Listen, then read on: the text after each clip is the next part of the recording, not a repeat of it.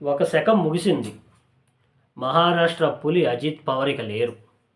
NCP కీలక నేత, అంతేకాకుండా అడ్మినిస్ట్రేటివ్ కింగ్గా అజిత్ పవార్ గారికి తిరుగులేనటువంటి పేరు.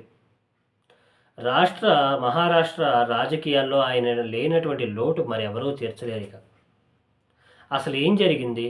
నిన్న జనవరి 28న ఆయన ప్రయాణిస్తున్నటువంటి ఈ చార్టెడ్ ఫ్లైట్ ఏదైతే ఉందో, మరి సాంకేతిక లోపమా లేదంటే వాతావరణ ప్రాబ్లమా అనేది తెలియదు కానీ సడన్‌గా కుప్పకూలింది. ఈ ప్రమాదంలో ఆయనతో పాటు మరో 5గురు కూడా మరణించడం జరిగింది. ఈ DGCA director general of civil aviation ఈ ప్రమాదానికి గల కారణాలను ఇన్వెస్టిగేషన్ చేయడానికి ఒక హై లెవెల్ కమిటీ అయితే వేసింది. సో, మరి ఈ కమిటీ తేల్చాలి. ఈ భద్రతా వైఫల్యాల వల్ల జరిగిందా? లేదంటే వాతావరణ కారణాల వల్ల జరిగిందా? టెక్నికల్ కారణాల వల్ల జరిగిందా? అనేది ఈ కమిటీ అనేది నిర్ధారిస్తుంది.